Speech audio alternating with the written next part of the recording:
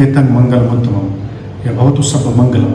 मतलब हर प्रकार के मंगल हो। इसमें 10 प्रकार के मंगल के बारे में है कि पहला मंगल क्या है, दूसरा मंगल क्या है, हर प्रकार के मंगल। सबसे पहला मंगल है शरीर का स्वस्थ रहना। शरीर स्वस्थ रहेगा तो हम सब कुछ ठीक रहता है, वो भी लक्ष्मी है। और शरीर स्वस्थ तभी होता है जब चेतना स्वस्थ होती है। इसलिए शरीर के स्वास्थ्य की शुरुआत होती है अपने माइंड से।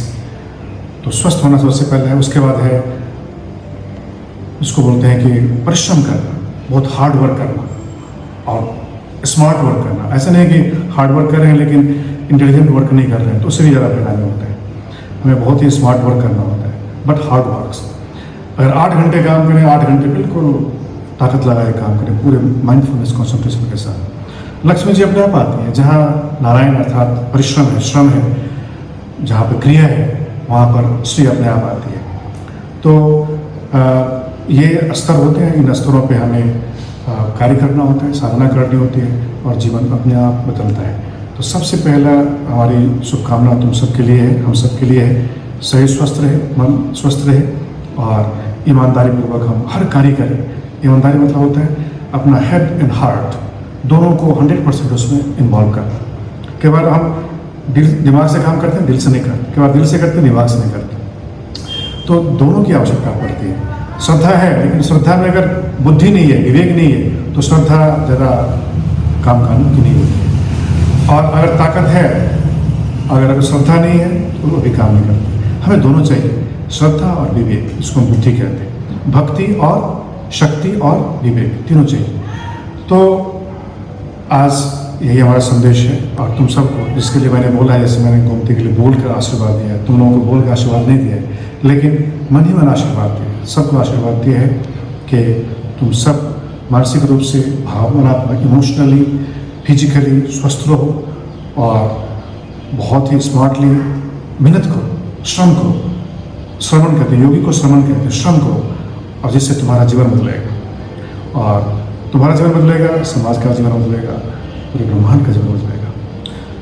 और सबसे बड़े गुरु ज्ञान होता है, ज्ञान ही गुरु होता है। धर्म सबसे बड़ा गुरु होता है। भगवान बुद्ध ने कहता मेरा कोई गुरु नहीं है, लेकिन धर्म को मैं गुरु मानता हूँ और धर्म ही मेरा गुरु है। सबका गुरु धर्म ही है, क्योंकि उनसे श्रेष्ठ कोई नहीं था उस समय, इसलिए उनका कोई गुरु नहीं हो सकता था। 1 लाख करोड़ ब्रह्मांड में उनसे श्रेष्ठ कोई नहीं था, इसलिए उन्होंने किसी को गुरु नहीं बनाया। अदरवाइज जो भी गुरु बनाते, उन्होंने बोला है कि अगर मैं किसी को 1 लाख करोड़ ब्रह्मांड में अपने से श्रेष्ठ देखूँ तो मैं उनको गुरु बना लूँ। उन्होंने किसी को नहीं देखा कि मुझसे कोई श्रेष्ठ है, चाहे शील में, चाहे समाधि में, चाहे प्रज्ञा में, चाहे मोक्ष में, निर्वाण में, उनसे श्रेष्ठ 1 लाख करोड़ ब्रह्मांड में कोई नहीं था। इसलिए उन्होंने किसी को गुरु नहीं बनाया, लेकिन उन्होंने कहा था कि धर्म मेरा गुरु है। लेकिन जिस सौभाग्य है, किसी को गुरु मिलता है, तुमसे ज़्यादा शीलवान होता है, तुमसे ज़्यादा श्रद्धावान होता है, तुमसे ज़्यादा ज्ञानवान होता है, वही हमारे गुरु होते हैं। और उनके प्रति श्रद्धा होनी चाहिए और उनके साथ बैठ कर हमें सीखने की प्रवृत्ति होनी चाहिए, तो हम सीखते हैं। और जो सीखता है वही बदलता है, वही आगे बढ़ता है। इसलिए नॉलेज, हुनर बहुत ज़रूरी है। जिसके पास हुनर है कभी खाली नहीं बैठेगा, कुछ ना कुछ कहीं ना कहीं उसको काम मिल जाएगा। गुरु से ही मिलता है, उस्ताद से ही मिलता है। तो इसलिए हमें सीखना चाहिए, और जिससे हमने सीखा वो हमारे गुरु होते हैं। गुरु एक नहीं होता है। सबसे पहले गुरु माँ बाप होता है, उसके बाद हमारे प्राइमरी स्कूल के गुरु होते हैं, फिर हाई स्कूल, कॉलेज, यूनिवर्सिटी, और सबसे बड़े गुरु होते हैं जो हमें निर्वाण का मार्ग बताता है, जो मोक्ष का मार्ग बताता है। सबसे बड़ा गुरु होता है। माँ बाप से भी श्रेष्ठ गुरु होता है जो, और स्कूल कॉलेज के से भी श्रेष्ठ गुरु होता है जो हमें निर्वाण मोक्ष का मार्ग बताता है। सबसे पूज्य गुरु होते हैं। और इसलिए ऐसे गुरु की तलाश करके उनके साथ हमें समय व्यतीत करके उनसे सीखना। दीक्षा क्या है? दीक्षा कान में मंत्र फूंकना दीक्षा नहीं है, या टीका करना, नाटक करना, ऐसा दीक्षा नहीं है। भगवान बुद्ध जो दीक्षा देते थे वो कुछ नाटक नहीं करते थे, सीधा बोलते यही भिक्षुवे और भिक्षु बनो, बस वही उनकी दीक्षा हो जाती थी। अगर तुम लोग शास्त्र पढ़ोगे देखोगे, भगवान ने जिसको भी दीक्षा दी है उन्होंने बोला यही भिक्षुवे और भिक्षु बनो, बस उनकी दीक्षा हो गई। फिर बताते थे कि अब तुम्हें क्या साधना करनी है। वैसे आज के डेट में लोग बोलते हैं मेरे को ये भी सिखा दो, ये भी सिखा दो, ये भी सिखा दो, ये भी सिखा दो। गलती है ना? मेरे को चक्रा भी सिखा दो, कुंडलिनी भी सिखा दो, सौनहली भी सिखा दो, माइंडफुलनेस भी सिखा दो। भगवान ऐसा नहीं देते थे। भगवान पहले एक साधना देते थे, बोलते थे कि जाओ और कम से कम 1 साल साधना करके आओ।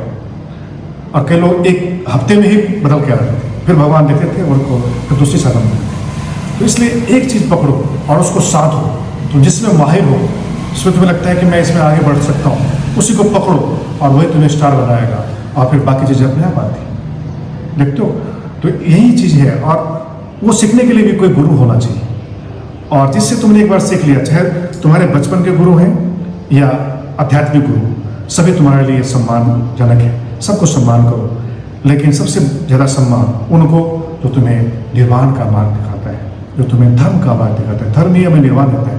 शुरुआत होती है शील, शील से समाधि, समाधि से प्रज्ञा, प्रज्ञा से मोक्ष होती है। जिसके अंदर शील नहीं है, मतलब सच्चाई, ईमानदारी, पवित्रता नहीं है, वो ध्यान नहीं कर सकता। जो ध्यान नहीं कर सकता उसको ज्ञान नहीं मिलेगा, जिसको ज्ञान नहीं मिलेगा वो अपने गरीबी से, अपनी लाचारी से, अपने रोग से वो मुक्त नहीं हो पाएगा। देवता भी उसी की हेल्प करते हैं जो पवित्र होता है।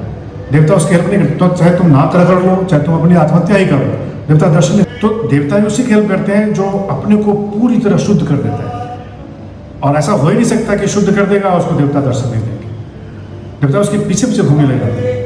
ऐसे एग्जाम्पल है। तो हमें ऐसे बनो, पवित्र बनो। स्वामी विवेकानंद ने कहा है कि अब तक मैंने जो देखा है वही देखा है कि पवित्रता ही सबसे बड़ी साधना है, और जो मन से, वचन से, कर्म से पवित्र रहता है, वह उसके सभी देवता चारों तरफ मंडराते रहते हैं उसकी डिफेंस देने के लिए। कभी भी उसको जो है वो जरा देर के लिए दुख में नहीं रहेगा। दुख तो हर व्यक्ति को मिलता है, चाहे वो अवतारी क्यों ना हो, लेकिन वो दुख भी उसके लिए सुख ही होता है। तो आज के लिए ये संदेश है, हम शीलवान बने, शीलवान वाणी से, मन से, कर्म से, जिससे हमारा चित्त स्वस्थ होगा, चित्त स्वस्थ होगा, शरीर स्वस्थ होगा, शरीर स्वस्थ होगा, हम ताकत से काम कर पाएंगे, काम करेंगे, लक्ष्मी अपने आप आएंगी और समृद्धि आएगी, उससे प्रसन्नता आएगी, समृद्धि आएगी और सुख आएगी।